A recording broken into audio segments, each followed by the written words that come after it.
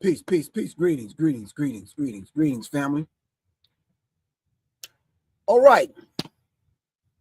We're back for the second time today. As I told you, I was going to do a part 2.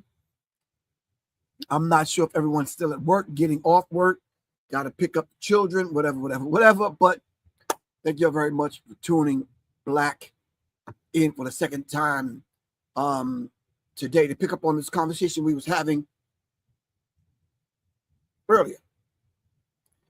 In case you're just tuning in, we was basically talking about the Super Bowl. We're talking about Kendrick Lamar in the Super Bowl halftime performance, and we dove into the idea of symbolism. We talked about the show, and we talked about, I should have mentioned with the letter S, I should have talked about sacrifice. I should have talked about some other things. But Super Bowl, symbolism, and the show. All right. I got off the air at 1. I said I was going to come back on at 3, and here I am coming back on at 3 o'clock. Since then, I've had a conversation, a few conversations with a few people because, as y'all already know, I'm one of them kind of individuals. I give out my phone number, and people actually do text and call. All right? One of those particular phone calls I receive, and I'm just going to let people know, do me a favor. If you happen to call me and I pick up, or you text me, if you start your conversation off with any of these 3 phrases, yo, man, let me tell you something, man, ain't nobody talking about. You're liable to get hung up on or questioned about what you're about to say. All right. If you cannot adequately articulate what you're about to say to me, that's where I'm going to turn a deaf ear. And I'm going to do everything within my power to get off the phone with you without hanging up in your face. All right, let me just let you know that. If you call me and I answer the phone, and you're the slight bit disrespectful, you will get hung up on. All right? Okay. If you text me and I just so happen to text you back and I can help you with something, I will. If you want to kick up dust, yeah, and you want to have a dick measuring contest, that's not going to happen because you're calling me. All right? And in the colloquial, I'm trying to figure out how to phrase this. I want it to sound poetic. I don't want it to sound vulgar. I don't want it to insult anyone. All right? If you're calling with your chest stuck out, and you want to have a dick measuring contest, and you want to stand on the bridge and piss to see whose piss hit the water first, you're not going to win. That's the best way I could say that.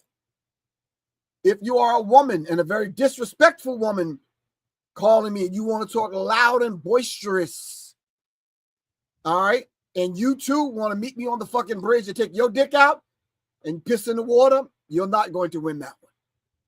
All right, I'm going to tell you like the beautiful young lady that I'm about to bring on will tell you. All right, you're not going to win that contest. That's just not, I'm just going to let you know. If we are on the bridge and you want to have a dick measuring contest, like I said, to see whose piss hit the water first, nope. When you text and call me with a level of respect. Put your best person forward. And I'm going to repeat this for the last time. If you're a woman calling me, talking loud, yelling, cursing, all right, just want to be boisterous and you want to try to be a dude, you're not going to win that contest. All right? And you too, if you want to meet me on the bridge to have a dick measuring contest, you're not going to win that. All right? So be very mindful. Be very mindful of your level of respect. All right? I am open enough to put my phone number out there to dialogue with anyone. As Neely Fuller Jr. did, respect to our ancestors. As a lot of people I know have done. All right? So, put your respect. Your respect comes first. All right? So really appreciate that. Shout out to Kalaji and the Black Power Media Reloaded network. We want to show him the utmost respect for even having us on the platform. You understand what I'm saying? I am gracious enough to open myself up to people to have a dialogue, and we abuse that. Nope. We act for a level of respect. All right, that's cool with everyone. Then we can continue the dialogue and move this forward. So listen, this is part 2 to what I talked about earlier. But I want y'all to get part 2 correct since you're just tuning in. Hold on. Mythical Black Artist. I'm not sure if you can see that there on Instagram. There you go. The Mythical Black Artist. All right. Okay. Everyone is inspired by Nina Simone, but nobody want to sing Mississippi Goddam. For the people my age,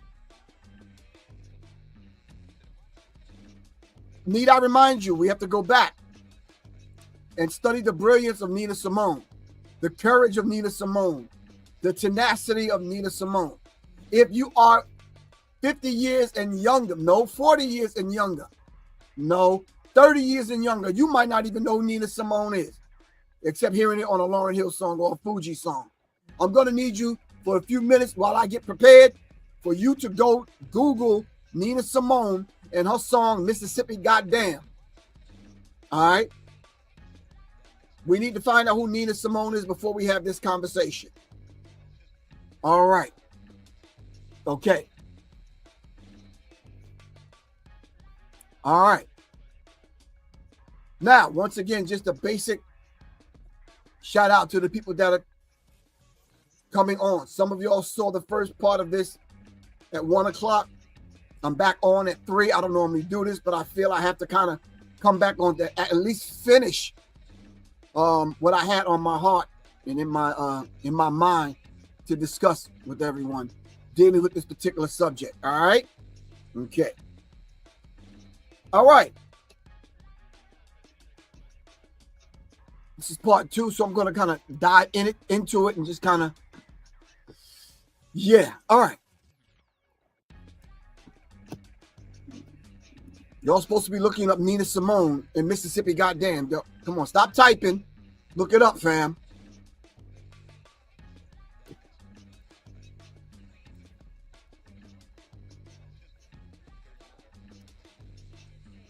While y'all are looking that up, let me say this.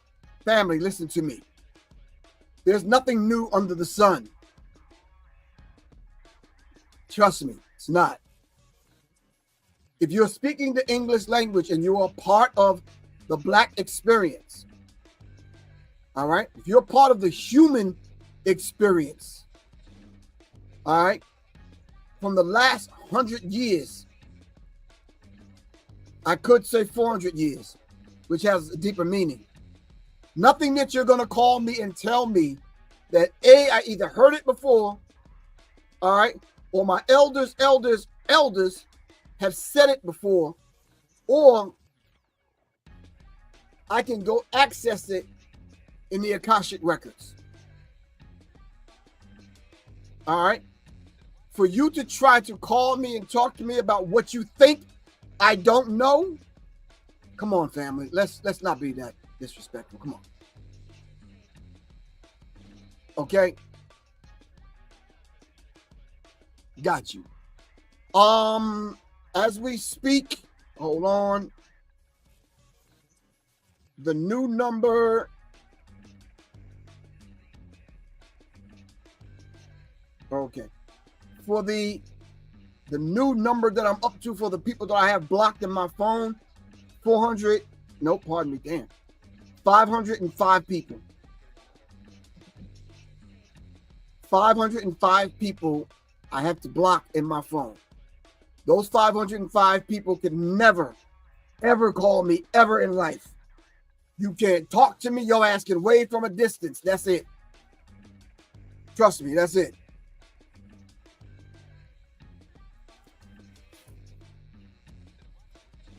Now, if you go up on a mountain somewhere and pray and meditate for 200 years and come on back a different person and you want to apologize, that's cool.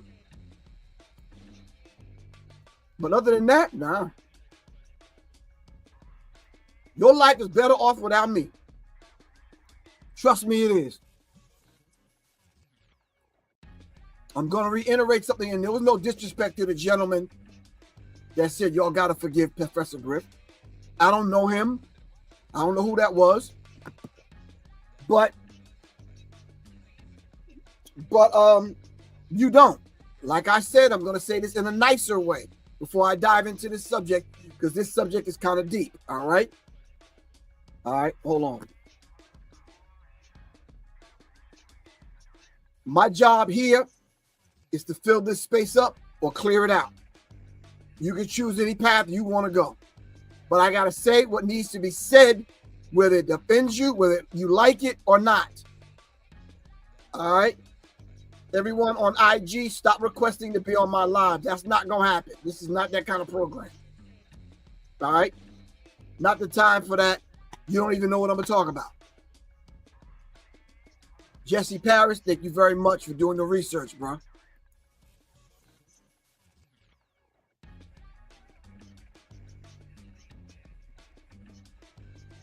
All right. So what I'm gonna need everybody to do for a couple of more minutes, look up Nina Simone and listen to the song Mississippi Goddam. All right. That's number one. Number two, so you can follow along, especially everyone on IG. I need you to go to, y'all gotta listen close on IG. Go to threadings.io. Threadings, THREADINGS.io. Threadings.io. Right? And look up the article, The Mythical Black Artist. All right? Hold on. I'm making it real plain and real simple so you can follow along. All right? Make it easy for you and... Hold on.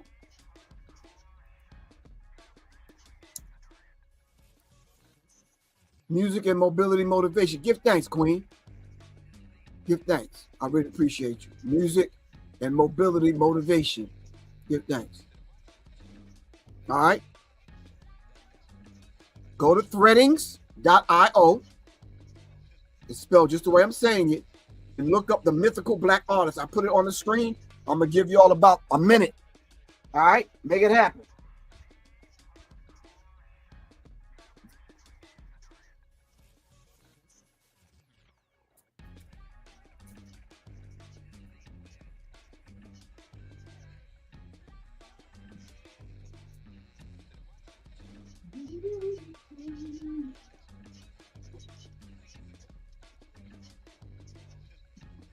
All right.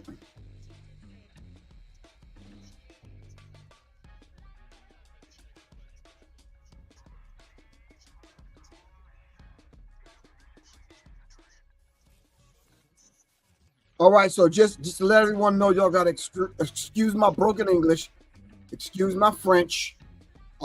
English is my third language, pardon me. I'm not really good at the English language. So if you hear a couple of F-bombs and some other stuff, take it in stride. It's not like you haven't heard it before. All right, so I'm just letting y'all know and warning y'all from the beginning. All right. Mississippi Goddam after the assassination of Medgar Evers and the 16th Street Baptist Church bombing in Alabama. All right. Just got through listening to part one. Give thanks, Louis Muhammad. Assalamu alaikum. All right. All right. I'm gonna put the last thing in the comments. I need y'all to go here. Threadings.io. I-O. Right? Just so everyone will have it. The Mythical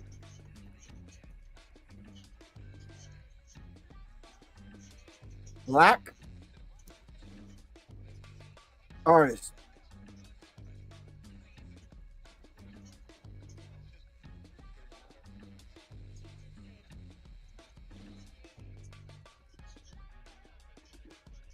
Threadings, Yeah, all right, that's the link, y'all. I'll put the link in the chat. Threadings.io/the-mythical-black-artist- the number 2/. All right, that's it. Now, it's my sister. Hold on. Hold on.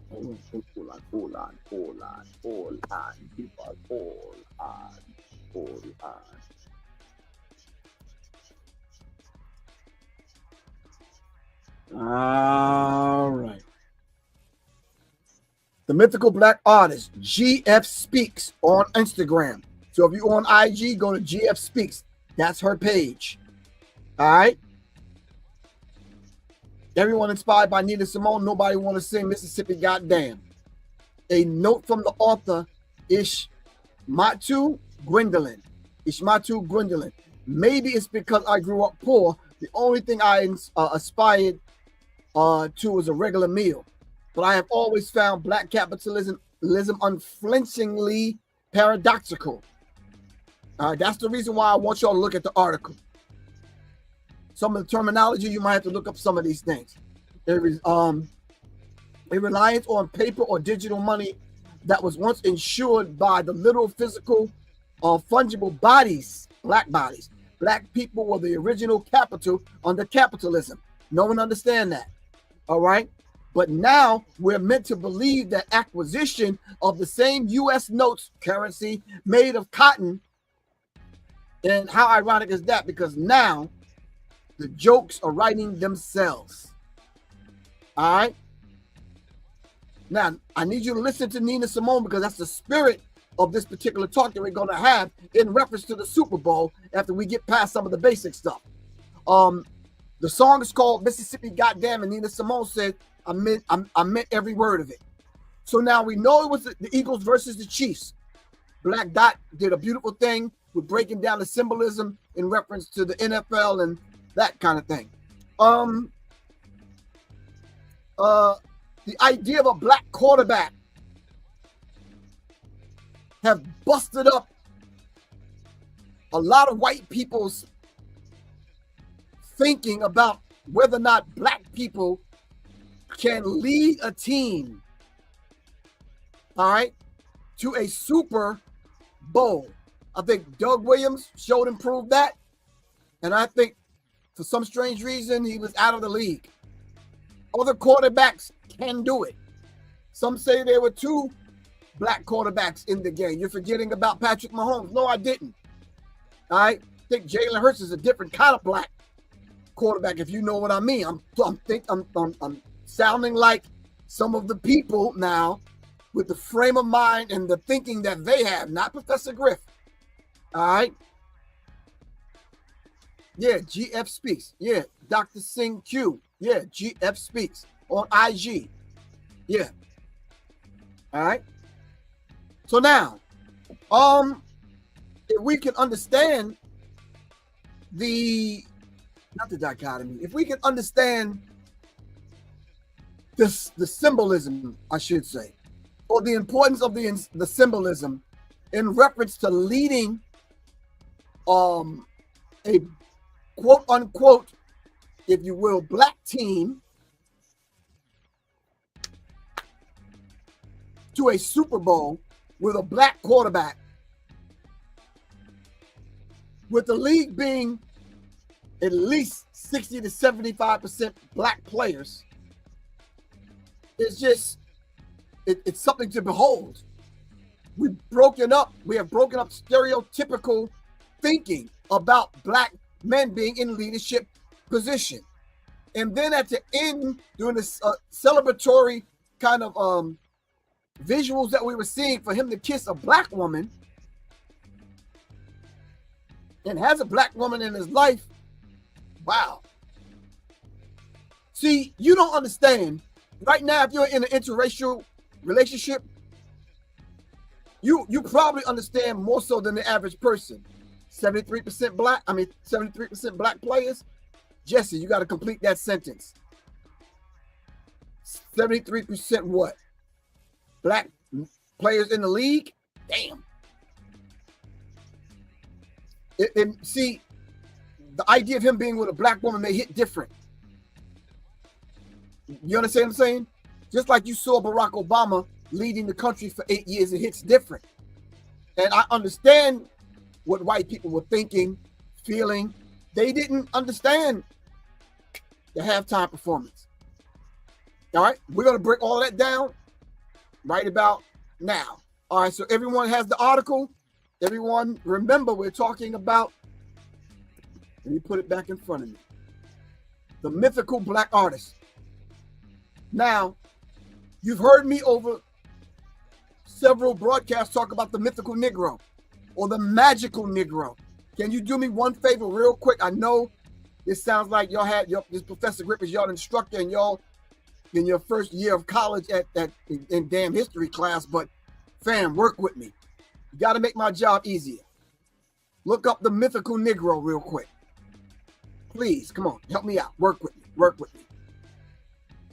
All right? Come on. Work with me, fam. The mythical Negro. I think Spike Lee or somebody talked about the mythical Negro. Not the mythical, the magical Negro. I apologize. The magical Negro. Give me a thumbs up when you got it. Somebody on one of these platforms. Can y'all help me out? Work with me. Excuse me, my man. I'm talking to you. Yeah. Put that down real quick. All right. Yeah. Thank you. The magical Negro. I don't see no thumbs up here. I see any thumbs up. I see some hearts. Doug Williams, 1989 Redskins versus first to play in the Super Bowl. Okay. Doug Williams did the damn thing. Shout out to Doug Williams and his people. The magical Negro is a supporting stock character. Let me put it on the screen, Miss Moore. Thank you very much. The magical Negro is a supporting stock character who comes to the aid of the protagonist in a film. So this magical Negro always comes to the aid of white people. All right, in these films. Can y'all name some magical Negroes for me before we get started? Come on, this is part of the point I want to make. Help me out, fam. Come on.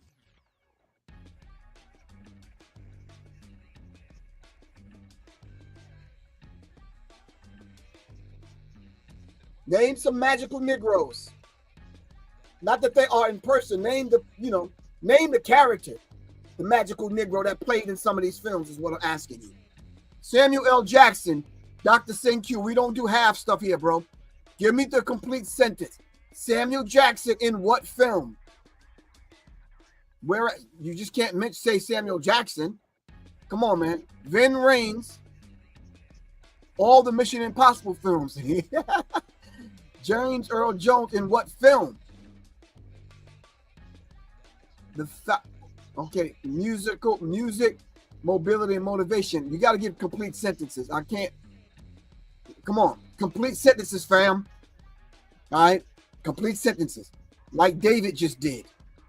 Vin Raines, all of the Mission Impossible films. Got that? Come on, help me out. Give me some magical Uncle Remus in Song of the South. Thank you very much, Professor Jip Star. Who else? Morgan Freeman in every film. God damn. It's really cold where you are? Damn, let me know so I do not come to the cold. Make complete sentences, family. I need complete sentences so that people can get it. All right? Come on. I need complete sentences. It ain't that much to type. God damn. Okay. Let's skip over that since, yeah. But you get the point, though. I'm saying that to say this. What I'm about to show you and talk to you about for us to listen to, Kendrick Lamar is not one of them dudes. All right? He's not one of them. He's not a mystical, magical Negro. He's not, no. So get out of that mindset when we have this discussion about what we need to talk about. All right. Michael Clark Duncan in the Green Mile. Thank you very much, Arshawn. Billy D. Williams as Lando in Star Wars. Thank you very much. See, this is what I mean by complete sentences. Will Smith in The Legend of Bagger Vance. Thank you. Thank you. This is the magical Negro I'm talking about. Kendrick Lamar is not that. Let's dive into this, all right? I'm going to leave the music playing. I'm going to share my screen. If you already have the article, you already know where I'm going with this. So let's talk, all right? All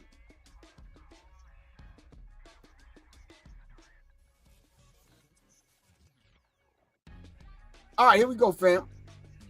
The Mythical Black Artist, Mississippi Goddam, and I mean every word of it. Otherwise entitled, Everyone inspired by Nina Simone. Nobody want to sing Mississippi Goddam. All right, it's kind of wordy and it's kind of deep, but I need y'all to listen.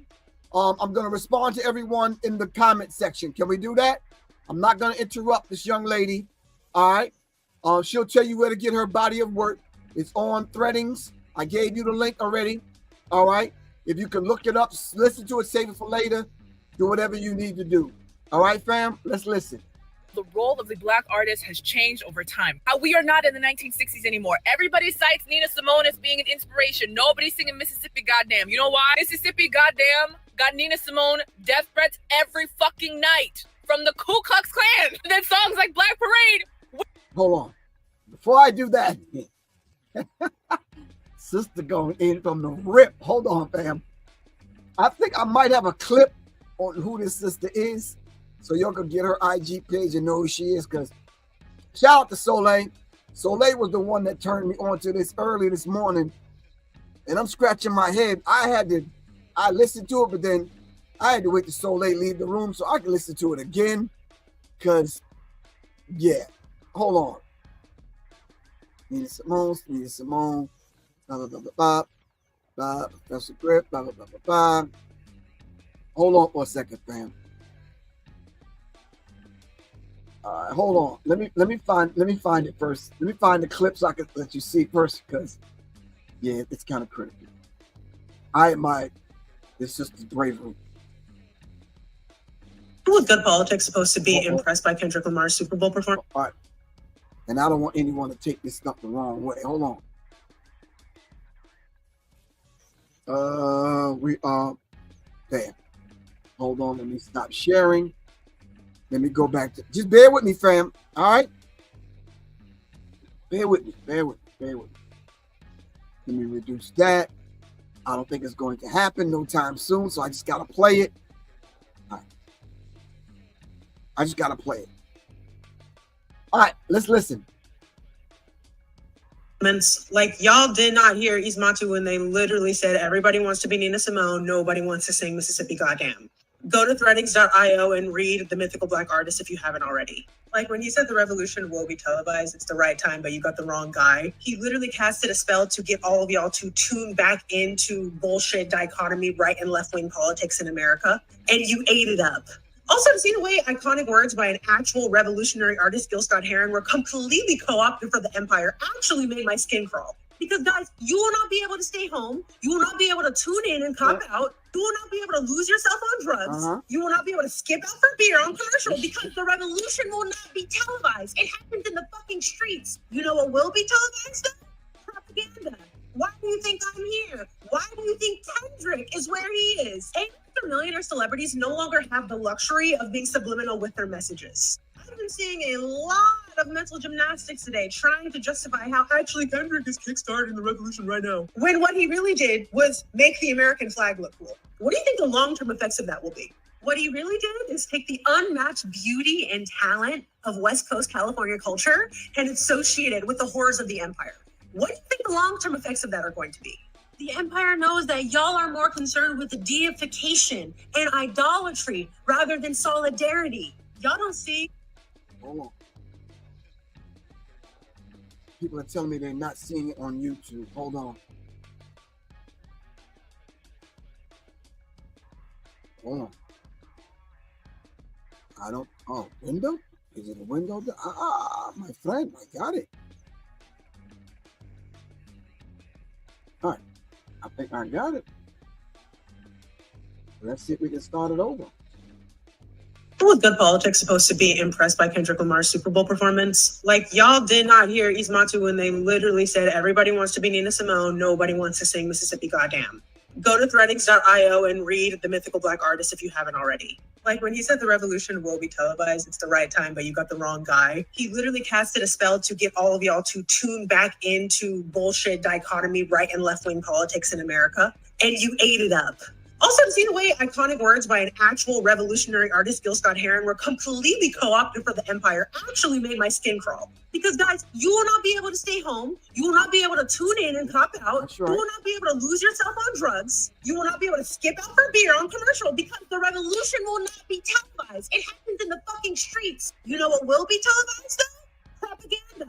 Why do you think I'm here? Why do you think Kendrick is where he is? A-lister millionaire celebrities no longer have the luxury of being subliminal with their messages. I've been seeing a lot of mental gymnastics today trying to justify how actually Kendrick is kickstarting the revolution right now, when what he really did was make the American flag look cool. What do you think the long-term effects of that will be? What he really did is take the unmatched beauty and talent of West Coast California culture and associate it with the horrors of the empire. What do you think the long-term effects of that are going to be?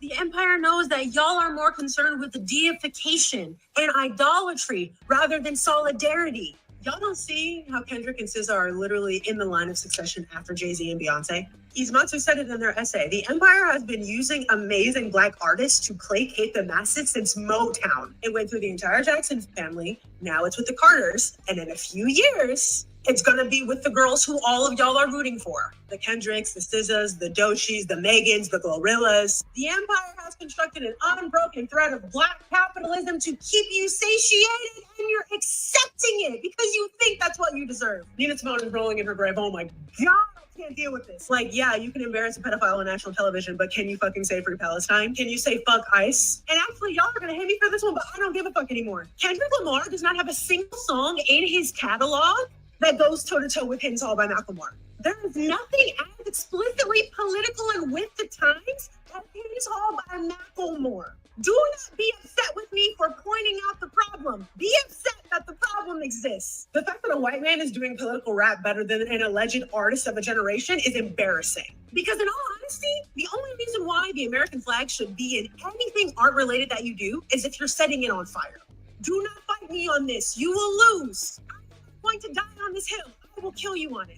Video essay on this coming this month, so subscribe to my YouTube. I can't have y'all running around here like this. I'm sick. People with good politics supposed to be. People with good politics supposed to be. Okay.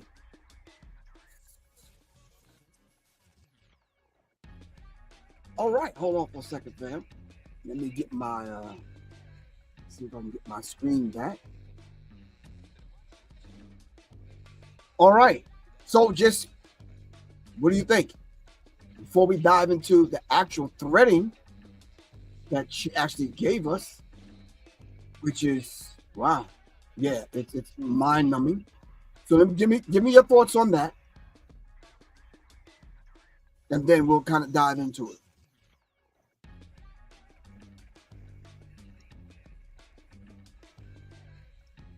Burn the flag. You think he didn't? What does that mean? Master Lee, what does that mean? So whoever Tyreek is, you think this is nonsense? Like, what's so nonsense about it? I know, Master Lee, I hear you. You said slow down. Yeah. You obviously didn't understand what she said. Okay. That's what I said. That's why I had to listen to it 2 or 3 times. I said, sis gotta slow down because I gotta take in, what she's saying. It took me 2 or 3 times to listen to it. Yes. All right. But I do have her threadings. Hold on. And this is what she actually had to say. Didn't anyone catch the name of the guy who Kendrick Lamar cannot? It was, you mean the song was by Macklemore, she was saying.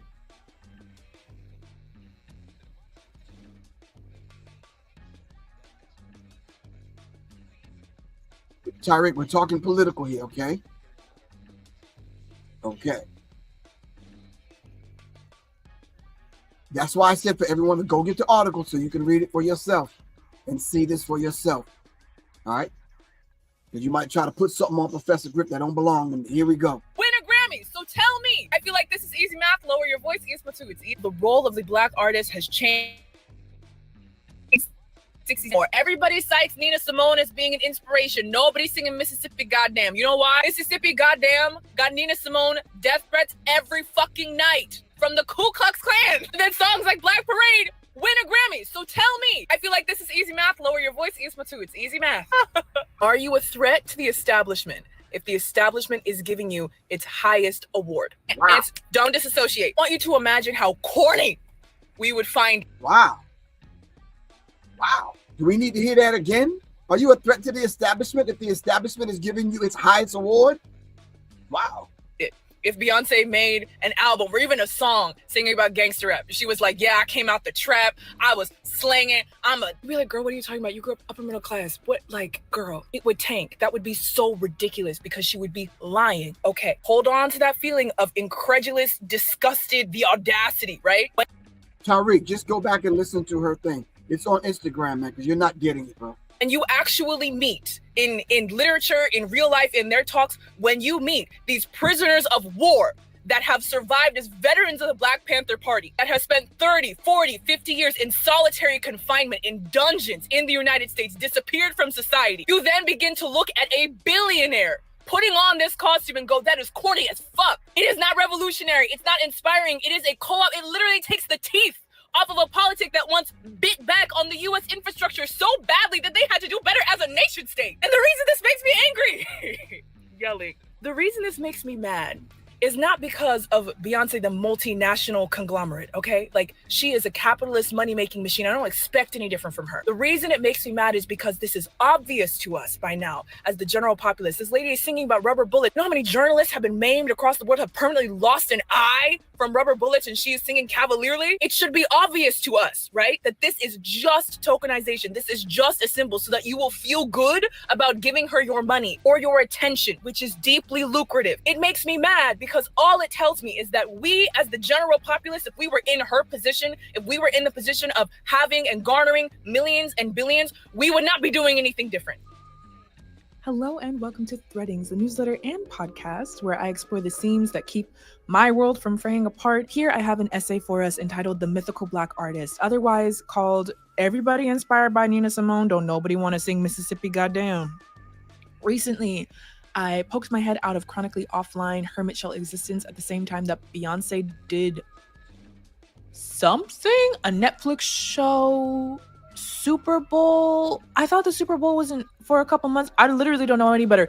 I have divested from art that makes me itch to see money as the way to liberation, and I'm not regressing on that anytime soon, so do forgive my ignorance. I do, however, see a familiar cycle of conversation reinvigorate itself, and I want to throw some ink in the ring.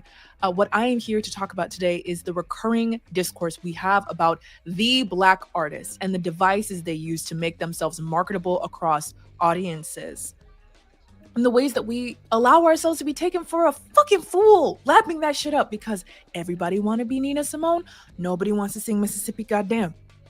Let's roll back time, okay? It is 1964 in the United States of America. The existence of the country is looking contentious as it is. March, specifically 1964. This is the month that Cassius Clay has rejected his slave name and donned Muhammad Ali, given to him by Elijah Muhammad of the Nation of Islam. It's the same month that Nelson Mandela was sentenced to life in prison and also thrown into prison. The same month that Malcolm X resigned from the Nation of Islam. And the same month that Lyndon B. Johnson, having taken the presidency after Kennedy's assassination just months before, signed the Civil Rights Act of 1964 into law. Nina Simone is a breakout star from the top of the decade and has been captivating audiences in live shows on television, has organically grown to the top of her charts, okay? Her voice is distinctive. It is blooming. It's grating. It sticks with you. You hear it on the radio as news from the Vietnam War rolls in between songs to cheer you up and remind you of love, lust, the blues. There is this new Nina Simone song that she sang for the first time in February of 64. And in March, just 1 month later, she performed it to a mostly white crowd at Carnegie Hall. a venue she had always dreamt of occupying. Though, as a little girl, she wanted to be the first Black female classical pianist to play Carnegie. Carnegie? I don't respect white people enough. Sorry. But she was there. She did make it. However, there was nothing classical about it. Nina Simone, known as the High Priestess of Soul, decided to do something other than prolific Black music artists had done. There were plenty of them at the time. Motown was a worldwide phenomena. Soul music, Negro music was boppington and topping the charts everywhere. The only thing more widely sung and loved was the Beatles, those sweet buffoons. Did y'all see Quincy Jones say those people could not play their instruments for shit? That was hilarious. You had Aretha Franklin, you had Gladys Knight, you had Diana Ross and the Supremes, you had Etta James, Otis Redding, James Brown. Nobody was writing, singing, performing anything like Mississippi Goddam. For one, most of those soul giants were focused on what was straightforward and what was lucrative. In and outside Motown Records, most successful Black recording artists had no desire to bite the hand that fed them. Simone puts it well herself when describing the necessity of silence in navigating her childhood during the Jim Crow South. To break the silence meant a confrontation with the white people of the town, and the price for that confrontation, she asserts, was death, murder. The cost was standardized across every means of Black existence there was. Your able body, your home, your career, your social life. The price of confrontation was death. Straightforward success, money, academic awards, glamour, televised performances. And televised performances, big deal, right? 1960. We just got televisions in this bitch. All of that depended on making sure to keep quiet about the bodies in the trees, on the streets, noosed and beaten with billy clubs and blown to bits. Okay, a note from the author, ismatu Gwendolyn. Hi, that's me. Maybe it's because I grew up poor. The only thing I aspired to was regular meals. But I have always found Black capitalism unflinchingly paradoxical. A reliance on the paper or digital money that was once ensured by our literal, physical, fungible bodies. Black people were the original capital under capitalism, but now we're meant to believe that the acquisition of those same US notes of currency made of cotton, the jokes write themselves, remains the highest aspiration of freedom to strive for. That is what I get from listening to the music, watching the press of the time, even the press now. It's better to be alive and successful rather than beaten up in those messes down south. You know, best revenge is your paper and all that. Makes my ass itch personally. However, lots of Negroes were sick of suffering under poverty. Some of those Negroes had gotten two proper nickels together to make something of themselves and they weren't trying to screw that up. I get it. And so nobody was singing Mississippi Goddam. There was, of course, Say It Loud, I'm Black and I'm Proud, but not yet. That was until 1968. Atrocity after atrocity descended from white reactionary settlers onto their enslaved, subordinated, how dare you reach for sovereignty Black masses. And everyone was thinking it. But nobody said it. And certainly no one sang it. No one was going to risk the sort of career death, fiscal death, social death that comes with confrontation like that. No one, of course, but the bold, the abused, the angry Eunice Wayman, on stage known as the superstar Nina Simone. She said, the name of this tune is called Mississippi Goddam.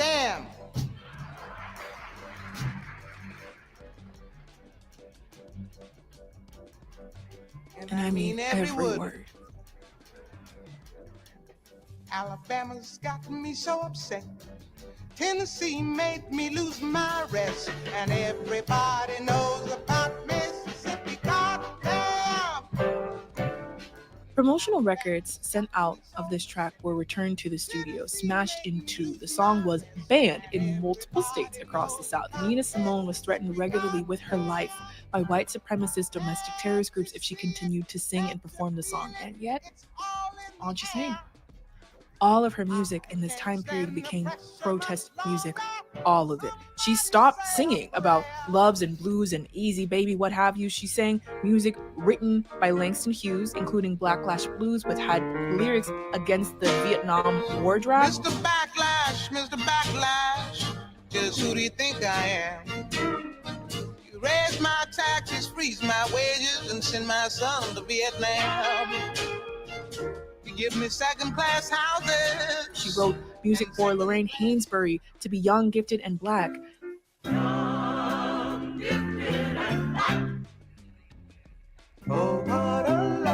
Simone and Hainsbury were the dearest of friends.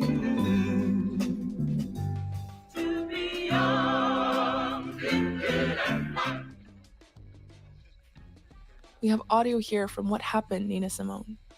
Nina's on stage, 1969, reciting a poem by David Nelson, part of the Black nationalist poet activist group, The Last Poets. She wears a V-neck yellow dress and braids honeycombed up, complete with big metal earrings. She asks a multi-generational black crowd if they are ready. Are you ready? Are you ready to kill if necessary? Is your mind ready? Is your body ready? If I had my way, I'd have been a killer. I would have had guns, and I would have gone to the South and gave them violence for violence, shotgun for shotgun. But my husband told me I didn't know anything about guns, and he refused to teach me. And the only thing I had was music, so I obeyed him. But if I'd had my way, I wouldn't be sitting here today. I'd be probably dead. Are you really ready?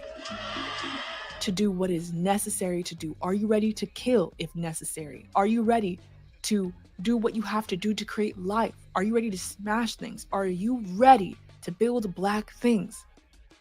All right, family, I'm going to skip forward because we're running out of time.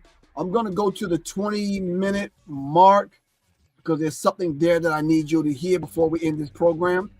All right, so I'm going to go right here, probably at the 19. I'll start at the 19-minute mark, and then we can just kind of hear it through for the next 3 or 4 minutes, all right? All right, here we go. Able to ideate girl boss feminism in the first place. So we have a figure like Beyonce Knowles Carter who highlights the importance of her team, who constantly talks about her mother, who's a seamstress, when she would never allow her mother to work in the conditions that Ivy Park seamstresses slave in for triple-digit US figure leggings. How is that acceptable? And also, how many of us have bought brand new fast fashion in the last year, knowing how much exploitation goes into the making of Western consumable garments? How are we different? I understand that we have less power, but power does not change you, nor does it galvanize you to do better. Power does not corrupt, it clarifies. So what we're seeing is sheen hauls on a billionaire scale. Example, right? She and Mr. Carter rightfully received critique for crossing a picket line to host an annual party at a hotel in Los Angeles, and then followed this stunt with lyrics on her next album and the next one, so I'm told, about how hard people are working at their 9-to-5s. That is hilariously horrific. They're billionaires. How many of us still did our holiday shopping with Amazon despite the fact that their unionized workers were on strike? Power does not corrupt, it clarifies. And with power comes larger ripple effects to any decision. We on the ground, within the masses, are we making different decisions? Why do we think that we would magically have different, more liberatory effects or ideals with more money, especially when more money means far greater personal consequences should you align with anything truly radical? The Mythical Black Artist, right? This powerful, platformed, extraordinarily gifted artist that we crave to glean hope from is not an artist at all. Art is only the shape of the vehicle. The stage only serves as a means of distribution. The person that we yearn for are revolutionaries. And these people who are on stage, awarded and applauded by the Academy, never biting too hard on the hand that feeds them, in fact, craving the applause, we know that they're not that. We pine and we clamor and we long for revolutionaries who are powerful enough to become who they are: authors, speakers, musicians, playwrights, civil leaders, chefs, etc. We want powerful revolutionaries. So why do we accept powerful Black capitalists who, having become artists, cosplay as radical. I cannot understand why we accept that. Nina Simone was not radical because of the art she produced. She was radical because of the life that she lived, and the art that she produced reflected the life that she lived. It is only natural for the art that an artist produced, and I'm saying this also as an artist, the art that I produce, the art that he, she, me produces, okay, it reflects the life that you are living. Nina Simone was a radical because she chose to be, and she produced radical art. So the mythical Black artist that we are longing for, the one who speaks truth to power, the one who names the times, capital T, with intrepid, bloody realness, what we are looking for is a revolutionary who happens to be an artist. And what we have settled for are Black capitalists cosplaying as revolutionaries to sell you things. Wow. Hold on. Capitalists who, having become artists, cosplay as radical.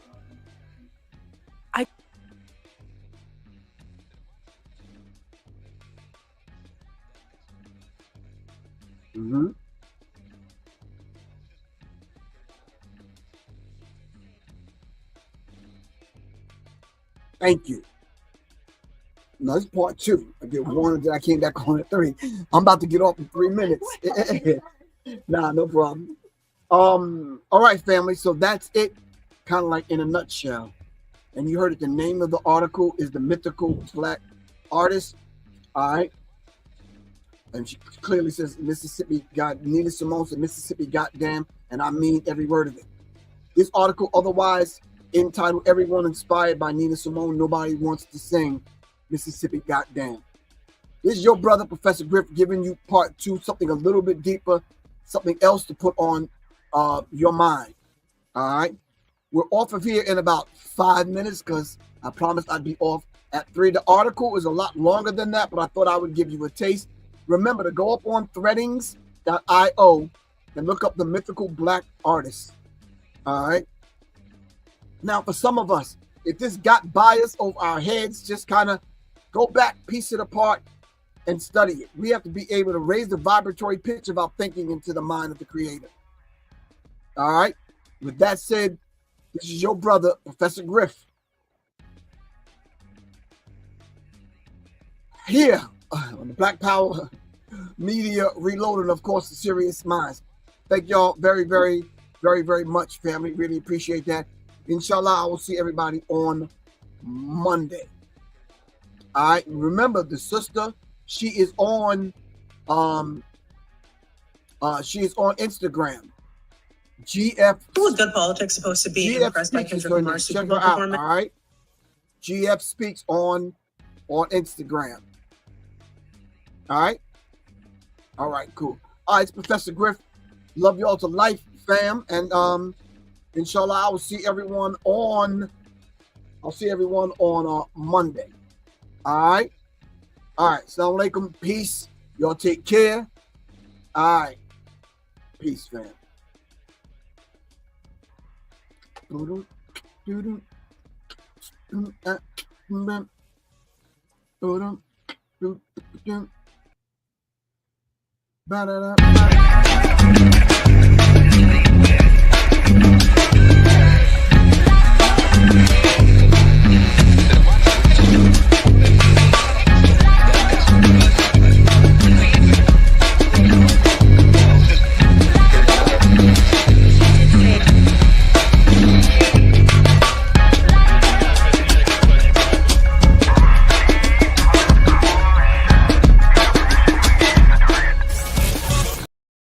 Peace, fam. This is Professor Griff, Public Enemy.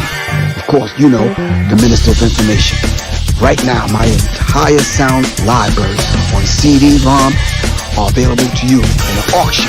Right now, you'll get the Public Enemy sounds that made some of them songs that you love, the hard-hitting beats. We got kicks, we got snares, we got hi-hats, we got beats, we got loops, we got breaks, we got keyboard sounds, guitar sounds, bass sounds. We got scratching, we got sound effects, we got nature sounds, environmental sounds. We got all kind of sounds from different genres, from jazz to neo soul to R&B, classic, smooth. These are the beats, breaks, and the sounds that made some of them Public Enemy songs. Get it now. Check this out. Don't make beats, make history. Peace. It's Professor Griff. Hit me up, 678-557-2919. Peace.